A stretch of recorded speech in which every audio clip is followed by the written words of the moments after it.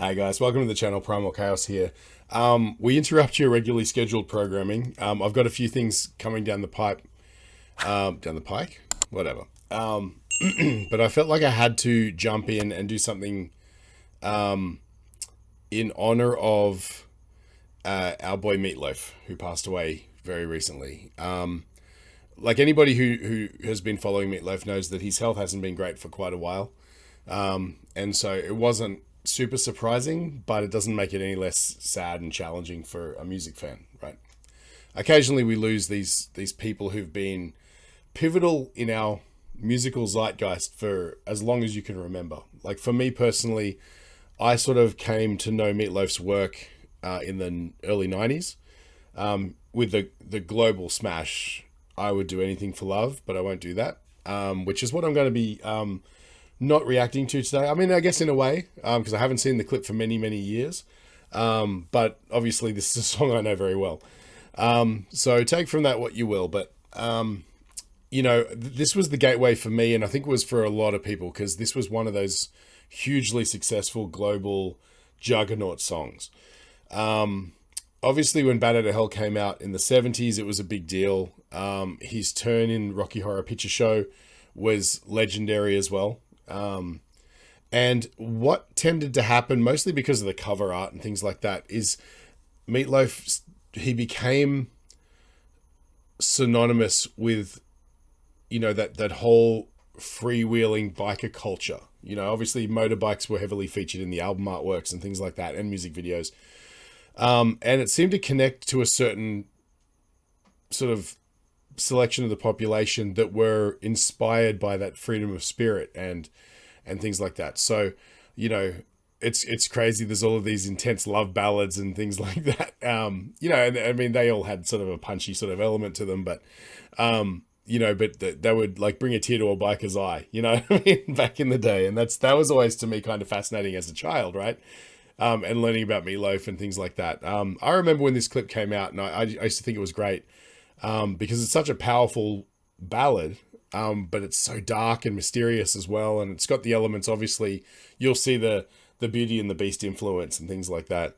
And of course, just at the time, people, you know, music was just firing on all cylinders. Production was fantastic.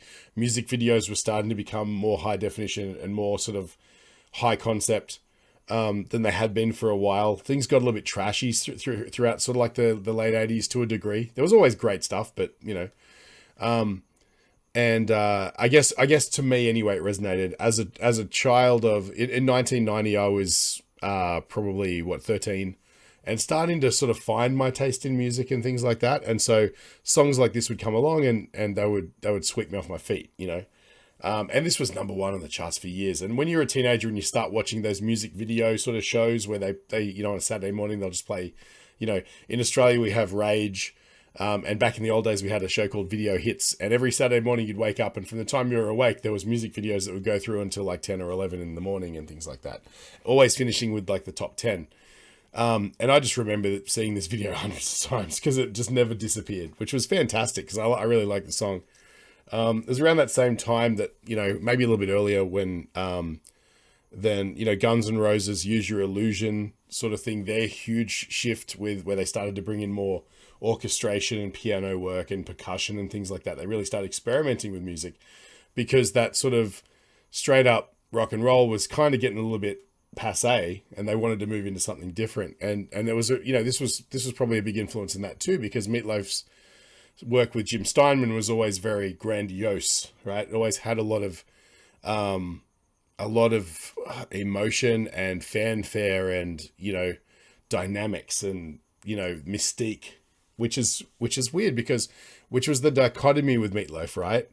He had that sort of everything that you'd want from a sexy frontman, but he was just, he didn't connect with that visually. And he said, I was just reading Wikipedia, who's quoted as saying his biggest problem with the music industry was being treated seriously.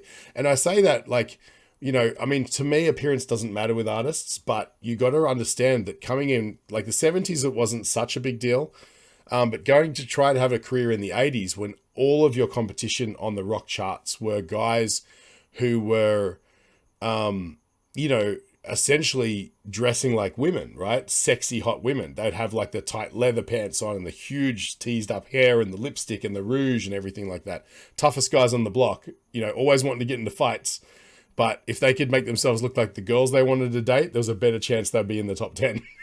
So, you know, and then you got Meatloaf coming through, and there's not much he could really do about his image, right? He sort of, he didn't have that sort of, what's the word, androgynous beauty that was necessary, you know, with artists like Sebastian Bach from Skid Row, and to a degree Axl Rose, and, you know, those sort of things who were all sort of hitting their peaks around this time period, 90 to 92, 93, that sort of thing.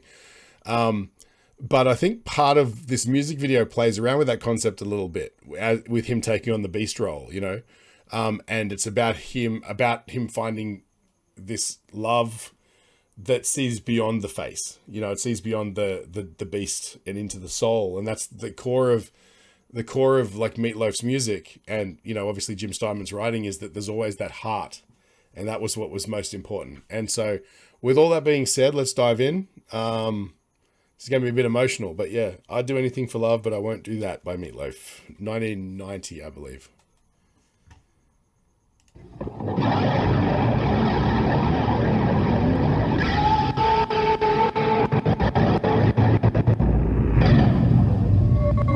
Memories, man.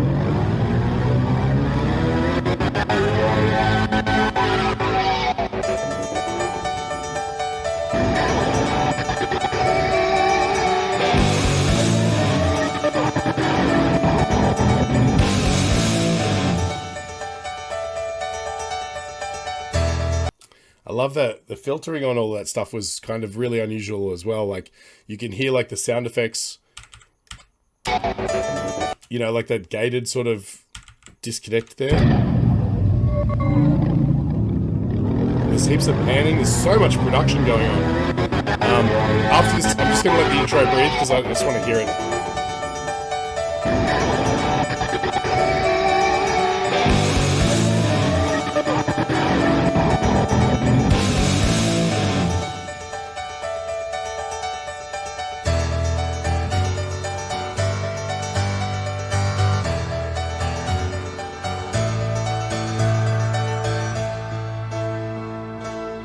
And I would do anything for love.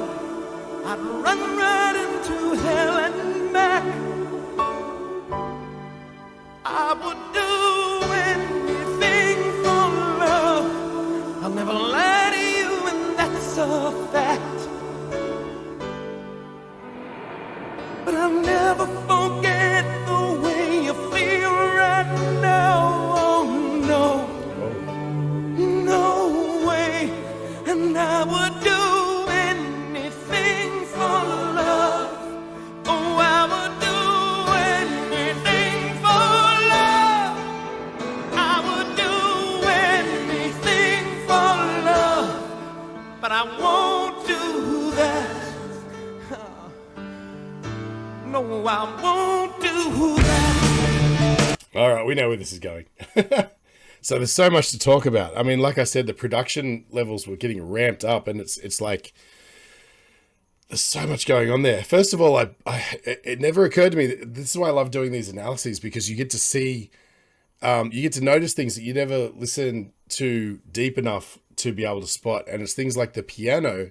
The tuning of the piano is really honky tonk, right? You can hear it through the intro. There's not a lot of, I'm already welling up. You'll have to excuse me. The piano is just, it sounds like an old derelict piano that's tuned as good as it can get, but it's not quite there, and it's perfect. You know, it sounds like the piano that would be in his monster lair, you know, in the old dusty castle, you know. Like just the character of his voice throughout here, he's just got so much light and shade. I just want to go back a little bit because I know that there was more I wanted to talk about, and it's escaping me right now. Oh, of course, there's his performance, right? There's just so much, you know, you can see when he's looking at his hands, there's this little quiver, you know, like he's like, who am I? What am I? Why do I appear like this, you know? And you know that that's deeply rooted in Meatloaf's own psyche, as opposed to just the character he's playing on screen, because this is something that he faced in his career the entire time. He's this musical genius, and, you know, his ability, he's a great singer, he can play piano great, everything like that, but it's the connection to the soul that was his magic, right? And his appearance, not that there's anything wrong with the way Meatloaf looks, but I'm saying in comparison to what was on MTV at the time and throughout the early parts of his career, the comparison was always being made, right? But man, the beauty is here, you know? And I just want to just focus on just the light and shade in those, like the breathiness of his voice. And he always has this vibrato, and he always sort of manages to sit on this critical breaking point of his voice, where if he wasn't as good a singer as he is, it could easily collapse, right? Because he's being so delicate and he's pulling it back, but he's sort of hitting right at the top of his sort of that part of his register, right where his break would be, just to give it sort of emotional impact. But then, you know, he could just sort of skirt that sort of danger zone enough that you get that impassioned sound. But he's a brilliant enough singer that he can rein it in, and that just makes him just more like he's connected. The way you can connect with him is just that much more brilliant, you know. I would do anything for love. I'll never lie to you, and that's a fact. The anguish, and that's a fact. It's not like, and that's a fact. You know, there's that sort of the anguish, you can feel it, right? And the other thing I've always loved about Meatloaf is when he sort of gets up into those big belt sort of notes, which you'll hear later, he's got this vibrato that always reminded me of like an evangelist, you know, like he always seems like he's delivering a sermon. He's got that sort of like energy of like, I think Jesus is coming back, you know, like that whole stereotypical Midwestern evangelism kind of rhetoric, you know. He sort of does that through singing, and it makes everything he says seem that much more important, you know. And yeah, so anyway, I'm gonna stop talking for a minute. But I'll never forget the way you feel right now. Oh no, A little flash of her. no way.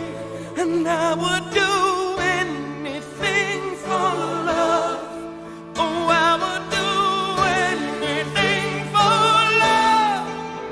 I would do anything for love. But I won't do that. You know, it's just occurred to me. I'm looking at this and I'm seeing the police come through, and the way that the film's been graded to have that sort of a lot of blue cast through it and everything like that, and the light and shade. It reminds me of, I wonder if it influenced the Guns N' Roses music video. I think it was Estranged from memory, where Axl is hiding in his house and the cops come busting in and they're looking for him, they're hunting him, and he's hiding up above, you know, his bedroom on like a little mezzanine or something like that. It has this same visual energy. I mean, I'm remembering it from like 30 years ago, right? But I wonder if maybe it was a similar production company, or if Axl saw this and he goes, that's what I want. I want that kind of energy, right? I'm being hunted and all that sort of stuff. But I won't do that. No, I won't do that.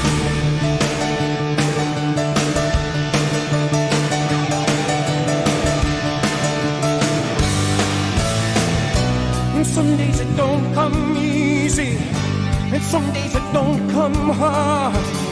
Some days it don't come at all, and these are the days that never end. And some nights you're breathing fire, and some nights you're caught in ice. Some nights you're like nothing I've ever seen before. Will again. And maybe I'm crazy. Oh, it's crazy and it's true. I know you can save me. No one else can save me now but you. As long as the planets are turning, as long as the stars are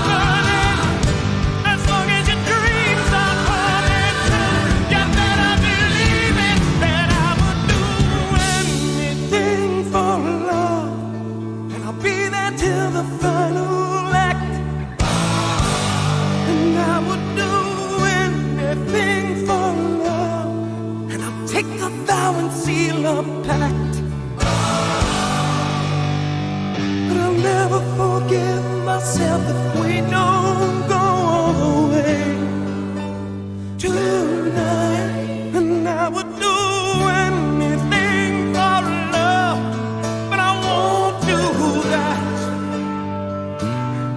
No, I won't do that. I would do anything for love, anything you've been dreaming of, but I just won't do that. I would do anything for love, anything you've been dreaming of, but I just won't do that. And some days I pray for silence, and some days I pray for soul. Some days I just pray to the God of sex and drums and rock and roll. And maybe I'm lonely, that's all I'm qualified to be.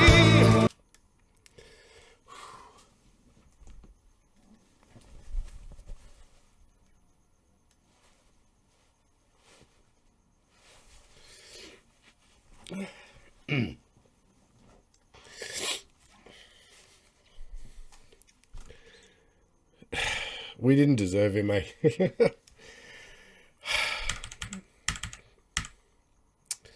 Sorry, I missed a lot of that. Anything for love, anything you've been dreaming of, but I just won't do that. I would do anything for love, anything you've been dreaming of, but I just won't do that. And some days I pray for silence, and some days I pray for soul. Some days I just pray to the God of sex and drums and rock and roll. And maybe I'm lonely, that's all I'm qualified to be. That's just one and only promise I can keep. As long as the wheels are turning, as long as the fires. I should probably start reacting. Oh, I'm sorry. Oh, man. Look, why did I get emotional? I don't really know. Like, I've heard this song a million times, and it's always been sort of uplifting and like it's definitely an emotionally contagious song, but I think the sense of loss, I think, was what happened. But it's not only that, it's just hearing the brilliance, you know, it's every single note has so much weight to it and so much character. And you get that realization that that's just not here anymore, you know? Qualified to be. That's just one and only promise I can keep.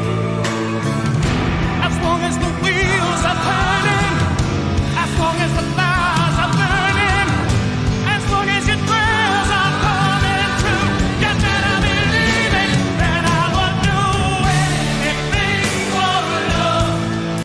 So I'm trying to figure out, at some point the makeup disappeared. Yeah, okay, so he's looking in the mirror here as himself. And maybe I'm alone. He sees himself in the mirror without the makeup. That's all I'm qualified to be.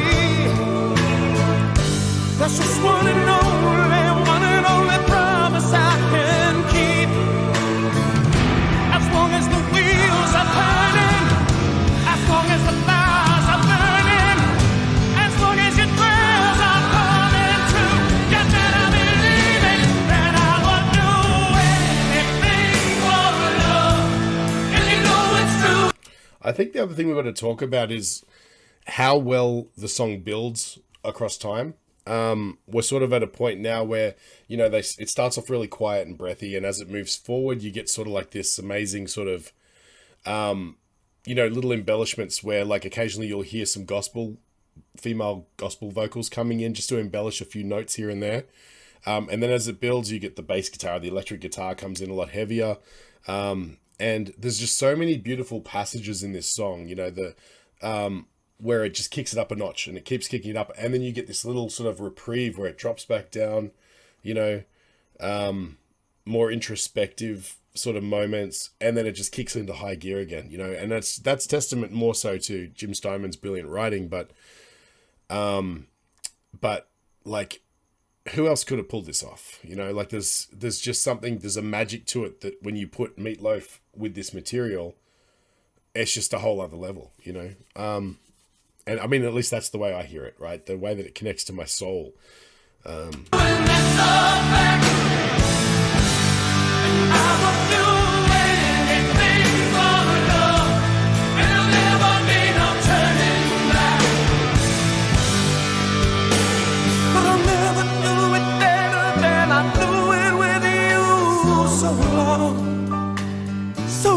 course, it has to be sexy for a moment because it was the 90s. Okay.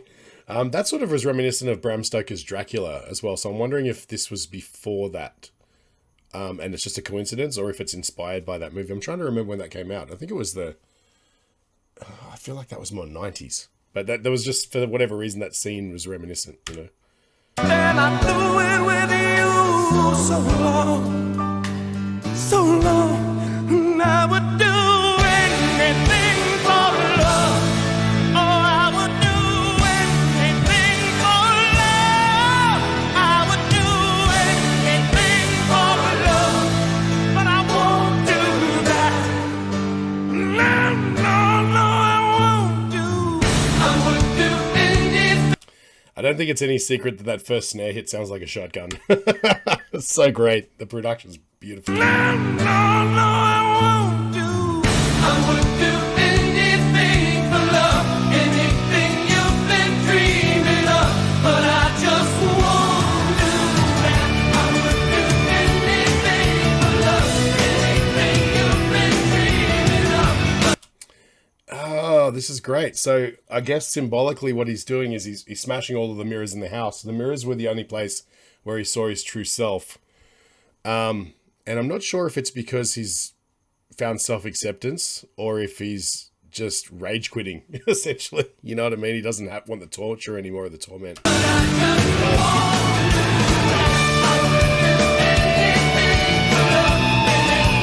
Hang on, let's give that guitar player a little bit of respect as well.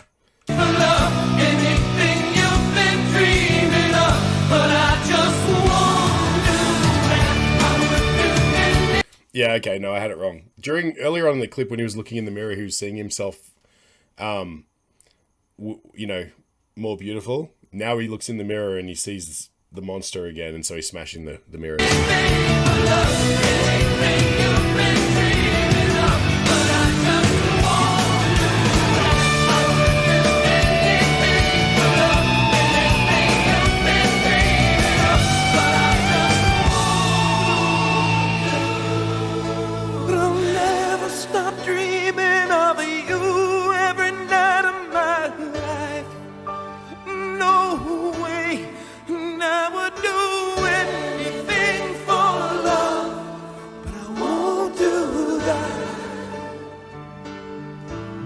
I won't do. Will you raise me up? Will you help me down? Will you get me right out of this godforsaken town? Will you make it all a little less cold? I can do that. Oh, now I can do that. To every fantasy I got. Will you hold me down with holy water if I get too hot? Will you take me places I've never known? I'm looking at the wiki, just trying to find out the name of the female singer, because I've never committed it to memory, but it says he won a Grammy for Best Rock Vocal Performance in 94 for I'd Do Anything for Love. Okay, so it's a bit later than I thought. Okay. This song stayed number 1 in the UK charts for 7 consecutive weeks. The single featured a female vocalist who was credited only as Mrs. Loud. Mrs. Loud was later identified as Lorraine Crosby, a performer from England. Meatloaf promoted the song with American vocalist Patty Russo, who performed the lead vocals on tour with him. Right, so that's interesting. Wow.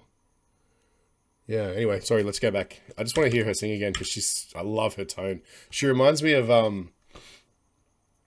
think it's Pamela Moore, who sang in Queensryche's song Sweet Sister Mary. She plays Mary, but she has that same sort of 80s tone and just that interesting rasp in her voice, the raspy tone. Where are we? Am I going to back? To everything, see I got. Will you hold me down with holy water if I get too hot? Will you take me places I've never known? Now I can do that. I can do that. I'll forget everything. There's a brief interlude and a midsummer night's fling, and you'll see that it's time to move on. I won't do that. I won't do that. I know the territory I've been around. It'll all turn to dust and we'll all fall down. Sooner or later you'll be screwing around. I won't do that. No, I won't do that. Anything for love. Oh, I would do anything for love. I would do anything for love. But I won't do that. No, I won't do that.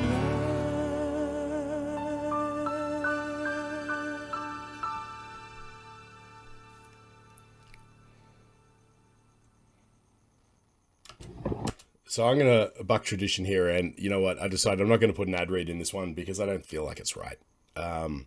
So, you know what? If you're colorblind, go check out Enchroma. Okay. Man, look, I apologize for losing my cool there. But realistically, look, I didn't think that that would hit me so hard. And look, I knew it was a stunning song. I've always known that. Even when I was a kid and I didn't know what was great about music, I knew that that song had something special about it, at least to me.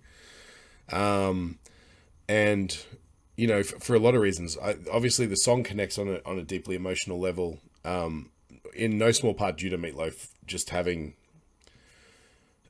just that engaging voice, right? There's just so much empathy and just, I don't know, that there's just something to it. That just sounds human and natural and soothing and compelling, you know?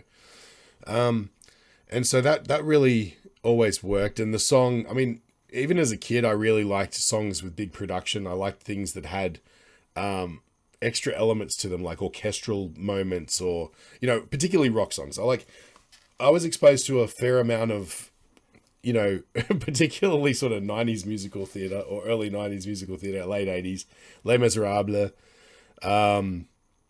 What else? I'm trying to think. There was a bunch of stuff that we used to have on tape and we'd listen to all the time because my mother particularly kind of liked that sort of stuff. I'm assuming just because she felt like it was more cultured to listen to stuff like that, but we'd all sit in the back of the car and sing along, not knowing any different. We didn't know it was cool or uncool or whatever. I was never like a musical theatre kid. You know, I dabbled sort of in acting and stuff like that when I was in high school, you know, with an agent and things like that. But I was never that kid who had to wanted to be in a Broadway musical or anything. But the songs to me always connected because they were big and grandiose and dynamic, and they had interesting and compelling, musical narratives, you know, and they always seemed like they were better craftsmanship than a lot of just traditional music, you know. And so this is essentially musical theater without the show. That's what this is. That's why the music video is such a story. That's why it connects on such a personal level with Meatloaf's journey, because it was written, I assume, to tell that story, you know. Even though there's a few parts like it with the female vocal in the middle that sort of never really jived with me on like a consistency level. Like essentially they just have a conversation about, look, you know, I've been with men before and they always treat me like trash, you know. I know the territory I've been around. It'll all turn to dust and we'll all fall down. Sooner or later you'll be screwing around. And to me, that sort of sat at odds a little bit with the narrative of the video. However, it's still wonderful lyrics, you know what I mean? Like if you look at it from the perspective of it being a love song about, you know, the dangers of being in love and things like that, it plays beautifully. But placed against the narrative of the music video, it sort of stands out as like, you know, he doesn't seem like he's in any position as the monster or the beast in this case to treat her anyway other than with absolute respect and dignity, you know. That said, I mean, we're splitting hairs on that one, you know. But man, like, can we also spare a thought for the band? You know what I mean? All of these guys are always session musicians and stuff like that. And it's, again, it's perfectly arranged to have exactly what it needs, nothing more and nothing less. There's no showing off by people that don't, are of little consequence in the scheme of things. It's just played to perfection. And I mean, Meatloaf, man, he just finds a way to attach himself to your heart and dig his way in. You know, that's the best way I can think of it. And again, it's a tragedy. It's a real, like I said, it wasn't a huge surprise. I think, you know, I mean, I'd check in on Meatloaf every once in a while over the years and sort of, you know, something would pop up on the media or whatever. And I'd be like, oh, okay. Yeah, no, he still seems okay. But even around the time when he did his little turn in Fight Club, I remember thinking, is he okay? Like, he seemed like he was still healthy, but he just didn't seem, I mean, everybody gets older. Maybe it was just that, you know. But in recent years, I've seen some video of live performances and things which were a little bit scary.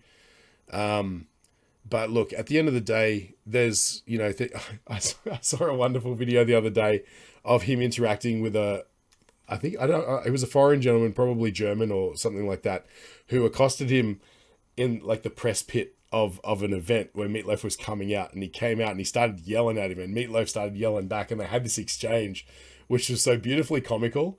And it was like, he goes, even though I'm shit, I'm going to sing you questions. And if you could answer them, that'd be great. You know, he was obviously trying to have a hook to try and bring in somebody so he could have a conversation with them. And so he starts singing these questions to Meatloaf, and Meatloaf starts howling them back, you know, in the way that only he can, with that big bellowy kind of, belt of his, where he'd just be like, yes, I would like to do this, you know, and, you know, whatever it was. And he was saying a few bawdy comments and things, which was fantastic as well. He obviously had a zeal and a massive lust for life and comedy and obviously great music as well. But look, you know, you can talk about the times where he maybe in later years, you know, his story was a little bit more tragic, but I mean, the legacy of Bat Out of Hell 1, 2, and 3. I mean, there's a whole community of people who'll never forget him, based just on the nature of Rocky Horror and how it sort of transcends generations. People are always going to be asking the questions, who was that guy? You know? But man, you know, like, God, I wish I could just do the entire first Bat Out of Hell album, but I don't think I'm the person qualified enough to do that. So anyway, thank you if you made it through this far. Thank you so much, guys. Yeah, there's not much else to say, except I guess I'll catch you guys on the next one. Hopefully it won't be one as sad as this. Thanks, guys.